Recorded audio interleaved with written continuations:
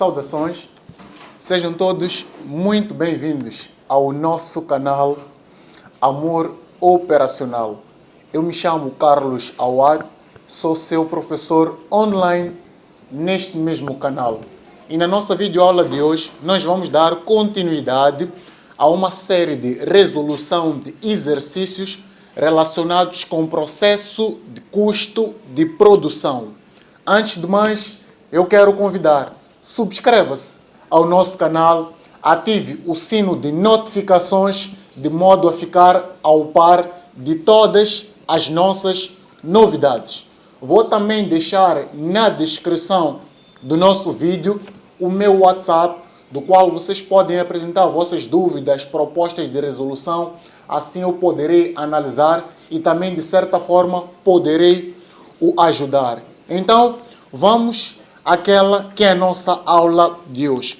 Eu trago aqui comigo um exercício muito interessante que, de certa forma, vai ajudar-nos aqui a compreender a aplicação prática de alguns dados que, em algum momento, durante a aplicação desta temática que tem a ver com o processo de custo de produção, foge-nos um bocado, ok? Então, vamos a isso.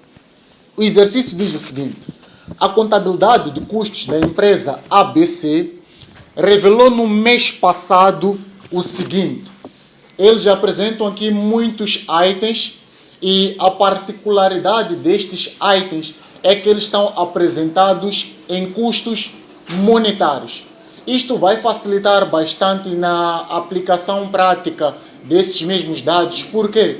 Porque se os custos já estão dados em unidades monetárias, é diferente de estarem dados em custos tecnológicos e preços unitários, onde, de certa forma, nós somos remetidos a calcular este custo monetário. Então, o exercício vai ser, de certa forma, mais leve e muito fácil de aplicar. Então, vamos ler aqui alguns dos itens. São muitos itens, mas para minimizar isso, o que vai acontecer é que eu vou partilhar este mesmo exercício.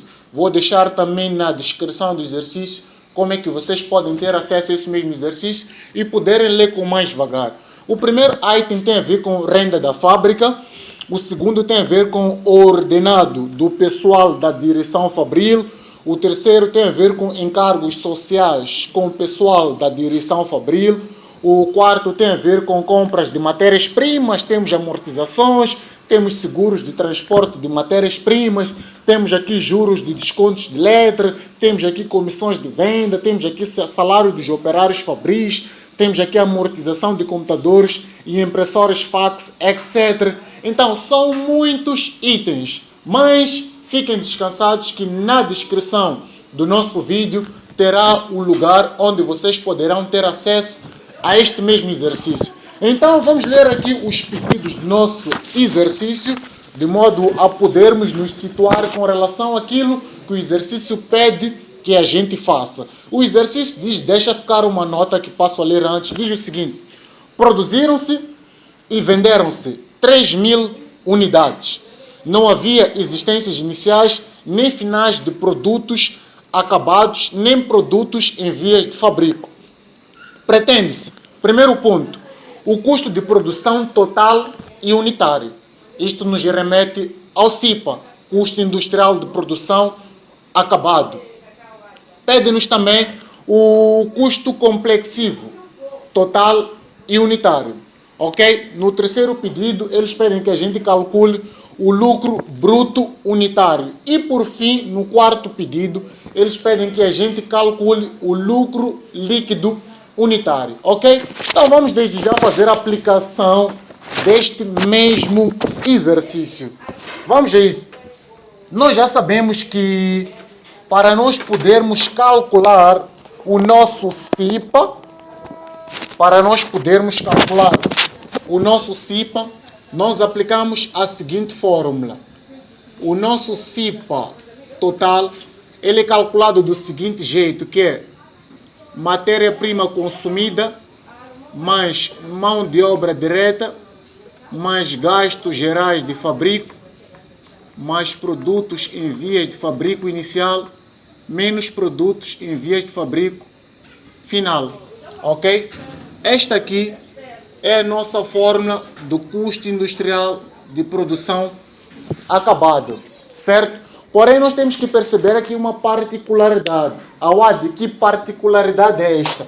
É que o exercício já nos adverte que não existiam produtos em vias de fabrico final. Se não há produtos em vias de fabrico final, isso de certa forma vai fazer com que a gente não tenha um custo industrial de produção acabada, mas sim tenha um custo industrial de produção, o famoso CIP. Vamos colocar aqui. O nosso CIP ele é igual à matéria-prima consumida mais mão de obra direta mais gastos gerais de fabrico. Nós aplicamos o CIP, que é custo industrial de produção, quando não nos é dado a variação dos produtos em vias de fabrico final, certo? Então, feito isso, já temos aqui a fórmula do CIP, que de certa forma é a fórmula que nós vamos precisar de aplicar para poder calcular o custo industrial de produção, certo? Boa. Então vamos olhar aqui para a disposição dos nossos dados, de modo a calcularmos o nosso custo industrial de produção. Vamos lá, nós temos aqui alguns itens que eu de certa forma já fiz a classificação e vamos fazer aqui rapidamente convosco para não poderem incorrer ao risco de errar este exercício. O primeiro ponto nós temos renda da fábrica. Renda da fábrica é um gasto geral de fabrico. E uma boa dica para nós podermos lidar com os gastos gerais de fabrico é nós compreendermos a terminologia. Em itens em que a sua terminologia é fabril, fábrica ou industrial, isso remete-nos diretamente a um gasto geral de fabrico. Então vamos fazer aqui a classificação bem rápida dos nossos itens. De recordar que temos 30 itens neste exercício. Renda da fábrica é um gasto geral de fabrico. Ordenados do pessoal fabril, que é o segundo ponto, é um gasto geral de fabrico. Encargos sociais com o pessoal da direção fabril é um gasto geral de fabrico. Temos aqui compras de matérias subsidiárias. Temos existências iniciais de matérias subsidiárias. E temos também existências finais de matérias subsidiárias. É assim, quando nós falamos de matérias-primas subsidiárias, nós não tratamos estas matérias-primas subsidiárias como uma matéria-prima consumida. Awad, o que isto quer dizer? Simples. Olhemos, por exemplo, para um processo de produção de carteiras. Nós sabemos que a matéria-prima utilizada durante o processo de produção de carteiras, qual é? São as madeiras. Mas a questão que se levanta é a seguinte: será que para nós podermos obter uma carteira precisamos só de madeira? Claro que não. Precisamos de ferro, precisamos de verniz, precisamos de muitos outros elementos que dão subsídio para o alcance deste produto final. Daí que, quando nós encontramos as matérias-primas subsidiárias, nós não as tratamos como matéria-prima consumida, mas sim o valor relativo ao consumo da matéria-prima subsidiária, nós somamos aos gastos gerais de fabrico, certo? Na prática, nós vamos perceber facilmente como é que nós aplicamos este dado. Temos aqui também no ponto 7, amortização do edifício fabril, gasto geral de fabrico. Temos aqui matérias-primas, temos aqui, no ponto 8 temos compra de matérias-primas, temos despesas com transporte de matérias-primas, temos o seguro de transporte de matéria-prima, temos no ponto 11 renda do escritório, que é um gasto administrativo, eletricidade do escritório, que é um gasto administrativo, temos juros de descontos de letras, que são gastos financeiros. A questão que se levanta aqui podia ser a seguinte: Awad, quando é que nós temos juros de descontos de letras? Nós sempre temos juros de descontos de letras quando nós usamos capital alheio. Não se esqueçam disso. Quando nós fazemos a aplicação de capital alheio, nós teremos, assim que é, juros de descontos de letras. E no ponto 14, nós temos remuneração do técnico de contas. Esta remuneração do técnico de contas está associada a um gasto administrativo. No ponto 15, nós temos reparação de máquinas industriais, que tem a ver com o gasto geral do fabrico. Temos eletricidade da fábrica, que é um gasto geral do fabrico. Temos outros fornecimentos e serviços da fábrica, que é um gasto geral do fabrico. Temos ordenado dos vendedores, que é um gasto de distribuição ou também de venda. Temos telefax e telefonemas a clientes, que é um gasto de venda ou de distribuição. Temos, vamos lá, no ponto 22, encargos sociais dos operários fabris, que é mão de obra direta. No ponto 21 temos salários dos operários fabris, que é mão de obra direta. Desculpa a repetição, também temos encargos dos operários fabris, isto é no ponto 22, que é mão de obra direta. No ponto 23 nós temos imposto de selo dos recibos remuneratórios, que é também um gasto administrativo. No ponto 24, nós temos papel de impressores, que é um gasto administrativo. No ponto 25, temos diquetes, que são gastos administrativos. No ponto 26, nós temos amortização de computadores e impressoras fax, que é um gasto administrativo. No ponto 27, nós temos gasóleo das carinhas dos vendedores, que é um gasto de distribuição ou de venda. No ponto 28, temos existências iniciais de matérias-primas, temos existências finais de matérias-primas. Esses dois dados irão ajudar-nos a calcular a matéria-prima consumida. E, por fim, no ponto 30, nós temos as vendas.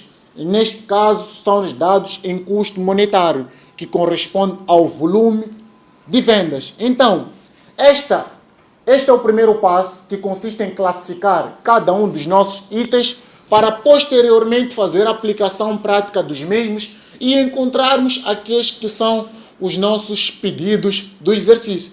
É verdade que esse exercício, no caso, vai ser um pouco longo, mas por vezes é necessário que isso aconteça, de tal modo que ficamos esclarecidos com relação a cada um dos pontos aqui pedidos. Então, indo diretamente à resolução do nosso exercício, nós já havíamos visto o seguinte, que para nós podermos calcular o nosso custo industrial de produção, nós vamos precisar de somar a matéria-prima consumida, mais a mão de obra direta, mais os nossos gastos gerais de fabrico, certo?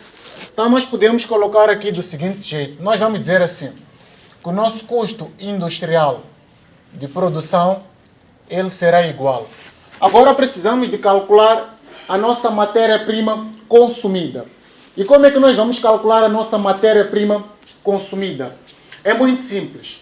Existe uma fórmula que nós podemos aplicar para não recorrer ao uso do razão esquemático, que de certa forma essa fórmula é muito aplicável quando os nossos valores são dados em custo monetário e não em custos tecnológicos. Muita atenção a isso. Esta fórmula expressa-se do seguinte jeito. Nós vamos ter aqui existências iniciais mais compras, que será igual ao consumo mais existências finais, certo? Então vamos lá em busca desses dados. Existências iniciais de matérias-primas encontra-se no item número 28 do nosso exercício e tem um custo monetário de 4.000 meticais. Temos aqui 4.000 mais compras. Veja uma coisa interessante, no ponto 8 nós temos compras de matérias-primas, certo? Mas no ponto 8, no ponto 9 e 10, desculpa, no ponto 9 nós temos o seguinte, despesas com transporte de matéria-prima. E no ponto 10 nós temos seguro de transporte de matéria-prima. Aqui nós temos que prestar atenção no seguinte, quando diz-se só compras de matérias-primas, isso pressupõe-se que esse preço de compra corresponde ao preço da fatura, ou seja, ao valor que foi canalizado ou pago ao vendedor no ato de compra. Porém, se eu pretendo encontrar o valor da matéria-prima consumida, irá pressupor que este valor será somado às despesas que de certa forma eu irei incorrer para comprar essa mesma matéria-prima. E quais são estas despesas que eu irei incorrer? São as despesas de transporte, são as despesas de seguro. Logo, o que eu tenho que fazer com essa despesa de transporte e de seguro? Tenho que somar ao meu preço da fatura. E neste caso, o que vai acontecer? Qual é o meu preço da fatura? Eu posso ver este valor no meu item número 8, que diz compra de matéria-prima. O meu preço da fatura são 6.500. Porém, no ato da compra, eu também incorri algumas despesas. E no caso, são as despesas de transporte de matéria-prima, que está no ponto 9, que tem um custo de 300. Tem um custo de 300. E também incorri ao pagamento de seguro de transporte de matéria-prima, que tem um custo de 250. Certo?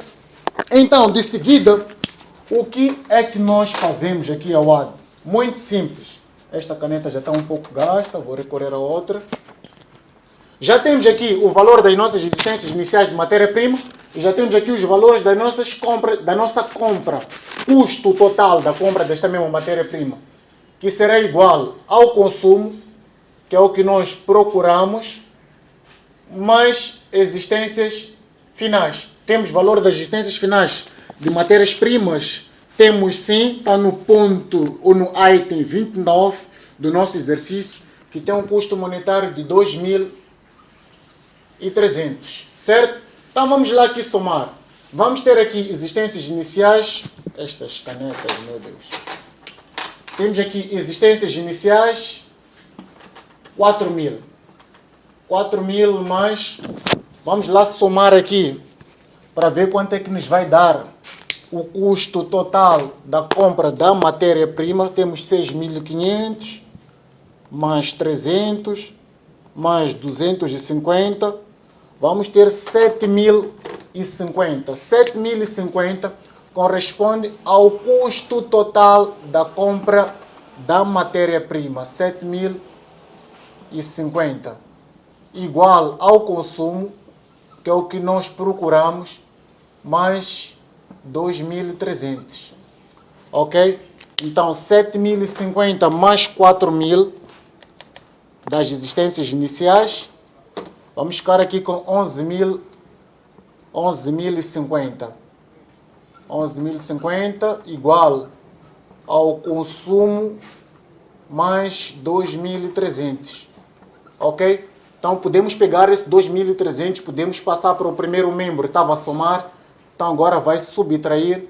Vamos ficar aqui com 11.050 menos 2.300 igual ao consumo, não é? Então 11.050 menos 2.300, vamos ficar com o consumo, vamos ficar com o consumo igual a 8.750, certo? Deste jeito nós já encontramos o valor da matéria-prima consumida. Percebido, pessoal? Certo. Então vamos colocar aqui. Matéria-prima consumida, já temos 8.750. Este é o valor da nossa matéria-prima consumida.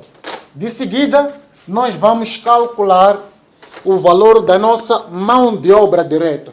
Por causa da nossa mão de obra direta, até está mais fácil, porque o exercício já nos diz no item 21, salário dos operários fabris, 8.000 meticais. E diz-nos também no item 22, encargos sociais dos operários fabris. Quando nós vamos somar o valor da mão de obra direta, nós vamos somar este salário dos operários fabris e vamos também somar estes encargos do pessoal fabril. Agora, nós temos que perceber uma coisa aqui muito importante, que é, quando nós falamos da mão de obra direta, estamos a falar da participação operária, isto é, dos operários que são aqueles que têm participação direta no processo de produção. Neste caso, o nosso salário e os nossos encargos somados dão um custo monetário de 10.000 2.700. Podemos ver esse dado no item 21 e item 22 do nosso exercício. Vamos ficar aqui com mais 10.700, ok? Certo. E mais os gastos gerais de fabrico. Uma vez que nós já havíamos somado, então podemos calcular aqui rapidamente.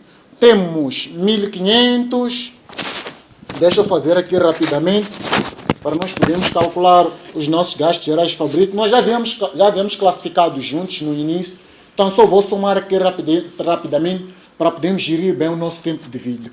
Então temos aqui 1.500, temos aqui mais 7.000, mais 2.000, mais 2.250, mais 1.700, mais 4.800, mais 1.020, exatamente.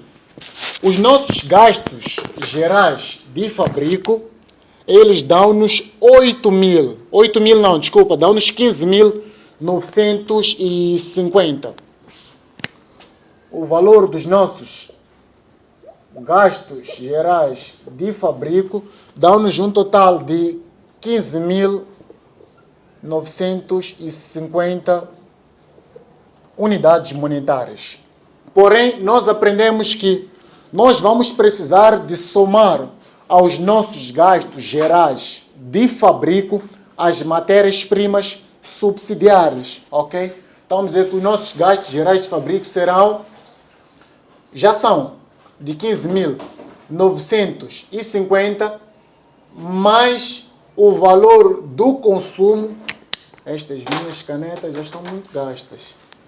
Mais o valor do consumo das matérias-primas subsidiárias, não é? Então vamos lá calcular isso. Vamos ter aqui gastos gerais de fabrico, que é igual a 15.950. Vamos lá então agora calcular o valor do consumo da matéria-prima subsidiária, que vai ser somado aos nossos gastos gerais de fabrico. Vamos lá, é muito simples para nós. Como é que nós vamos calcular isso?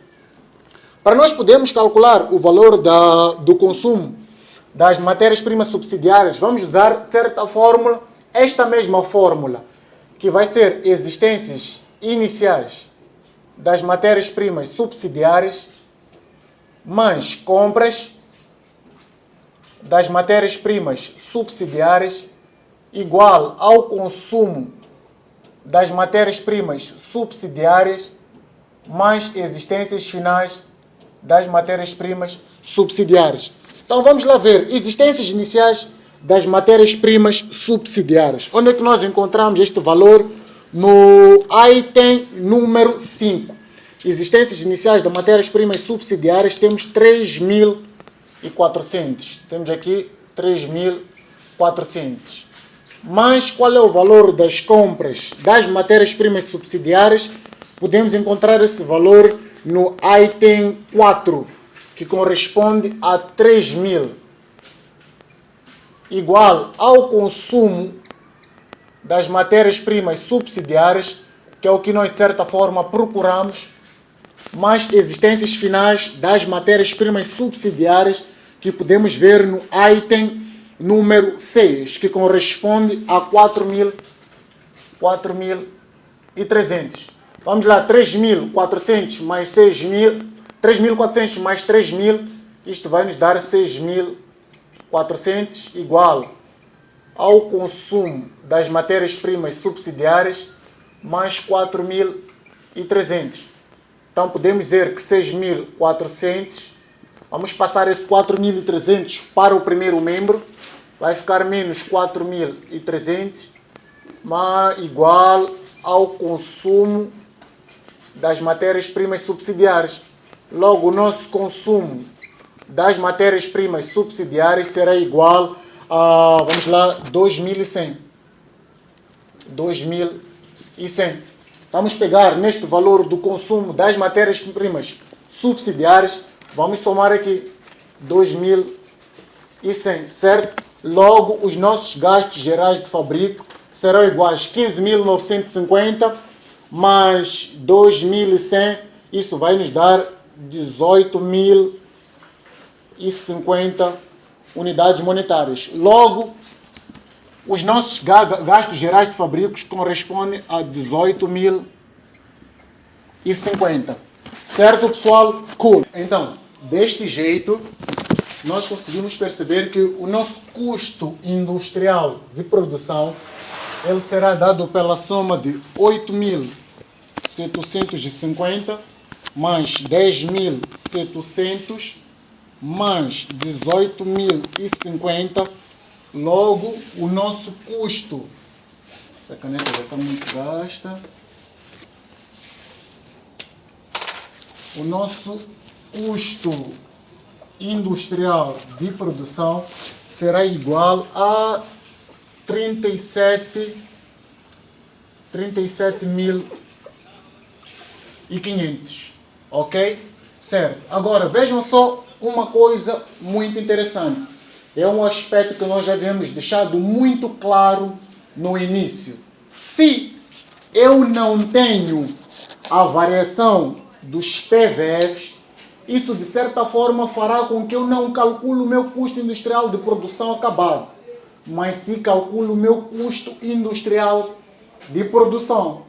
Logo, assim sendo, eu pressuponho logo que o meu custo industrial de produção ele é igual ao meu custo industrial de produção acabado, certo? Ambos iguais a 37.500, certo? Agora, o que eu pretendo calcular? Já encontrei o meu valor do custo industrial de produção. 37.500, que era o meu primeiro pedido. Cálculo do custo industrial de produção. Agora nós vamos calcular o nosso custo industrial unitário. Neste caso é o nosso, vamos só passar uma vista de olho aqui no nosso exercício, custo industrial de produção unitário. Então vai ficar aqui o nosso CIP unitário. Custo industrial de produção unitário vai ser custo industrial de produção sobre as quantidades produzidas, não é? Assim sendo, o que vai acontecer? Nós vamos ter aqui custo industrial de produção 37.500 sobre quais foram as quantidades produzidas. O exercício aqui já nos diz: produziram-se e venderam-se 3.000 unidades. Então, quantidades produzidas, 3.000 unidades. Logo, o meu custo industrial de produção unitário, vamos lá, temos aqui 37.500 dividido por 3.000, será de 12,5 unidades monetárias. Certo? Cool. Feito isso, feito esta primeira parte, nós já podemos apagar isto daqui. Não é? Podemos apagar, já não nos é muito importante. Podemos apagar esta parte aqui, porque agora pretendemos ir ao nosso segundo pedido. Podemos apagar aqui.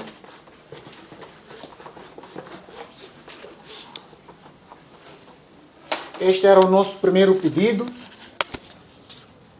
onde eles pediam para calcular o custo industrial de produção e o nosso custo industrial de produção unitário, certo?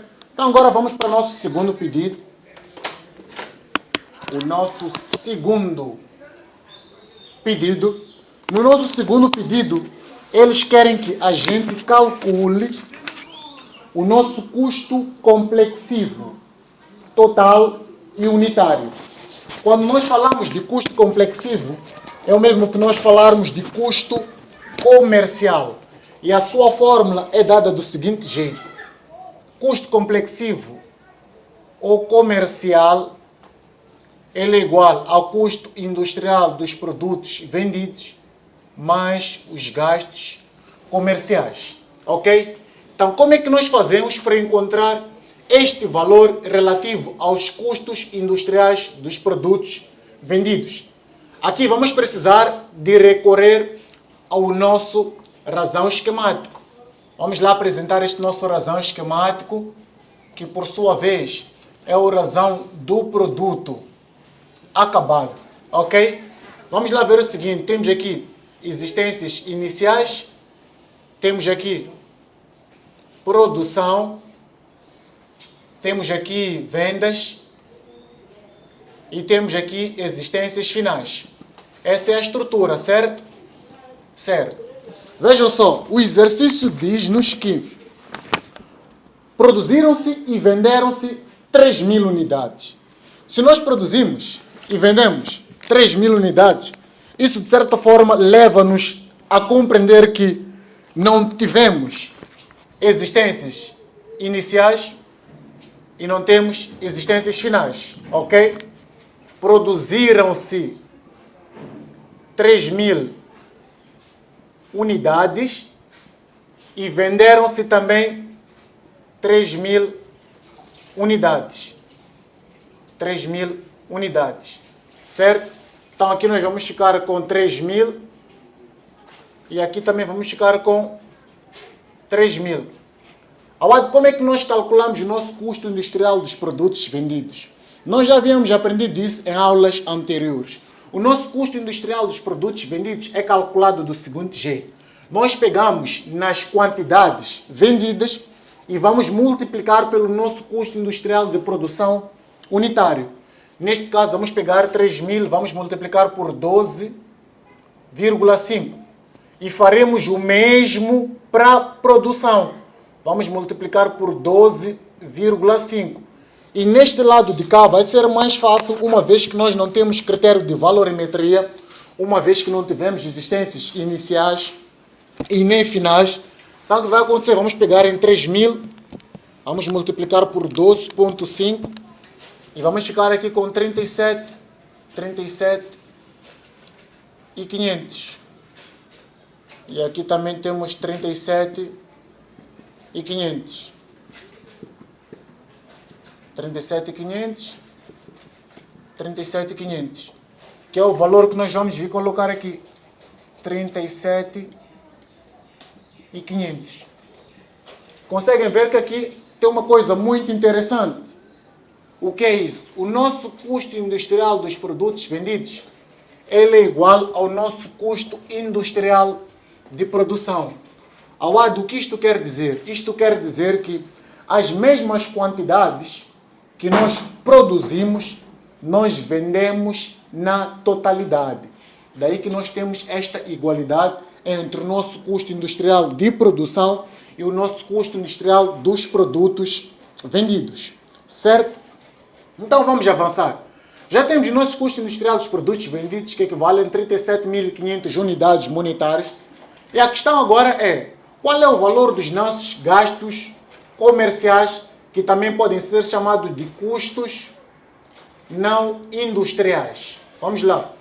A fórmula dos nossos gastos comerciais, também chamado de custos não industriais, ele é dado do seguinte jeito. Nós vamos ter aqui gastos administrativos, mais gastos de distribuição, também chamado de gastos de venda, mais gastos financeiros, certo?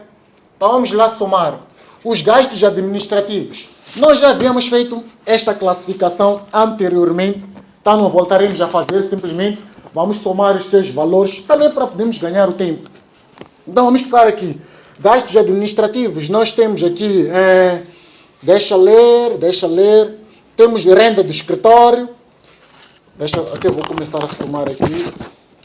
Gastos administrativos, temos renda do escritório, temos eletricidade do escritório, temos remuneração do técnico de contas, temos, vamos lá, temos imposto de selo dos recibos remuneratórios, temos aqui papel de impressora, temos aqui diquetes, temos aqui amortização de computadores, impressoras, fax, etc.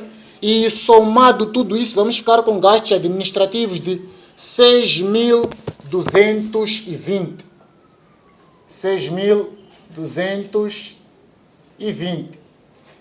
Mas os gastos de distribuição, que também vamos somar imediatamente, nos nossos gastos de distribuição, também chamado de gastos de venda, temos aqui ordenado dos vendedores, mas, vamos lá, temos ordenado dos vendedores, temos comissão de vendas, temos aqui telefax e telefonemas a clientes, temos aqui gasóleo das carinhas dos vendedores, que somado temos uns gastos de distribuição e de vendas que somam 3.550. 3.550 unidades monetárias. E por fim temos os gastos financeiros. Os gastos financeiros nós conseguimos perceber que só temos um item que faz a representação dos gastos financeiros, que é o item número 13, dos juros de descontos de letras, com o valor de 300 unidades monetárias. 300 unidades monetárias. E nós já havíamos dito que nós teremos juros de descontos de letras sempre que fizermos uso de capital alheio. Ok? Então agora podemos somar. Vamos lá. Temos aqui 6.220. Vamos lá somar isso rapidamente. 6.220 mais 3.550 mais 300. Vamos ficar com 10.070. Correspondente aos gastos comerciais. 10.070. Vamos somar com os nossos custos industriais dos produtos vendidos, que são de 37.500. Ficamos com 45.570. Certo? Este valor aqui corresponde aos nossos custos complexivos ou comerciais totais. Agora, para nós podermos calcular o nosso custo complexivo ou comercial unitário, nós vamos precisar de fazer o quê? De pegar no custo complexivo ou comercial total e dividir pelas quantidades vendidas, certo? Pelas quantidades vendidas. Custo complexivo ou comercial total, nós já temos aqui o seu valor, 47.570. 47.570. Sobre, vendemos quantas quantidades? Vendemos 3.000 unidades. Logo, 47.570 dividido por 3.000, vamos ficar com o valor de 15,86 arredondado, correspondente ao nosso custo comercial ou complexivo total. Certo, pessoal? Feito isso, já respondemos ao nosso segundo pedido. Agora vamos ao nosso terceiro pedido. Então, no nosso terceiro pedido do exercício, eles pedem que a gente calcule o lucro bruto unitário, não é? Vamos lá. Como é que nós vamos calcular o nosso lucro bruto unitário? O nosso lucro bruto unitário, ele é calculado com base na seguinte fórmula. Nós já aprendemos isso em aulas anteriores. O nosso lucro bruto unitário, ele é igual ao preço de venda menos o nosso custo industrial de produção unitário, quando nós não temos variação dos PVFs, ou o nosso CIPA unitário, quando nós temos variação dos PVFs, certo? E no caso, nós não temos variação dos PVFs, então podemos apagar esta parte aqui e vamos ficar com lucro bruto unitário igual ao preço de venda menos o custo industrial de produção unitário, ok? Então vamos isso. Lucro bruto unitário será igual ao qual é o nosso preço preço de venda deste produto aqui. O exercício dá-nos? Não. O exercício não nos dá o preço de venda. Mas o que o exercício nos dá? Nos dá o volume de venda e nos dá as quantidades vendidas. Ou seja, se nós formos a prestar bem atenção, o exercício nos dá o custo tecnológico e nos dá o custo monetário. Então nós estamos em busca de quê? Estamos em busca do custo unitário. Neste caso, nós vamos ter preço de venda será igual ao volume de vendas sobre as quantidades vendidas. Então, o nosso preço de venda será igual. Qual é o valor do nosso volume de vendas? Podemos ver esse dado no item 30. O nosso volume de vendas corresponde a 50 mil unidades monetárias. E as nossas quantidades vendidas correspondem a 3 mil unidades. Então vamos lá, 50 mil dividido por 3 mil, vamos ficar aqui com um preço de venda igual a 16,67 arredondado, ok? Vamos colocar aqui o nosso preço de venda, 16,67, menos o nosso custo industrial de produção unitário, que nós já havíamos calculado antes. Então temos aqui 12,5. Logo, o nosso lucro bruto unitário será igual a 16,67 menos 12,5. Vamos ficar com um lucro bruto unitário de 4,17. Certo? Feito isso, podemos também calcular o último pedido do nosso exercício, que no caso tem a ver com o lucro líquido unitário. Também tivemos a oportunidade de ver a aplicação da fórmula do lucro líquido unitário nas nossas videoaulas anteriores. O nosso lucro líquido unitário ele é dado por preço de venda menos o nosso custo complexivo ou comercial unitário. Isto é dado do seguinte jeito: o nosso lucro líquido unitário é igual ao preço de venda, temos aqui 16,67, menos custo complexivo unitário. Já calculamos aqui, corresponde a 15,86. Então, nosso lucro líquido unitário é igual a 16,67 menos 15,86. Vamos ficar com 0,81. Ok? E o nosso exercício termina por aqui. Respondemos àqueles que foram os pedidos do exercício, que eram, no ponto 1, calcular o nosso custo industrial de produção total e unitário. No ponto 2, calcular o nosso custo complexivo total e unitário. No ponto 3, calcular o nosso lucro bruto unitário. E no ponto 4, calcular o nosso lucro líquido unitário. Então, espero que vocês tenham compreendido. Se porventura algo passou-vos despercebido, deixe ficar nos comentários do vídeo. Eu irei responder cuidadosamente. Irei deixar também ficar o meu WhatsApp, para se porventura tiverem alguma dúvida, poderem entrar em contato no chat ou mesmo em chamada de viva voz e eu poder dar um esclarecimento pontual, não só sobre este exercício, como também sobre demais exercícios. Espero que tenham gostado da videoaula. Se gostaram, deixem ficar o vosso gosto, subscrevam-se no canal, partilhem a novidade com demais colegas, amigos, familiares, assim o canal cresce cada vez mais. Grato pela vossa atenção. Até o nosso próximo vídeo.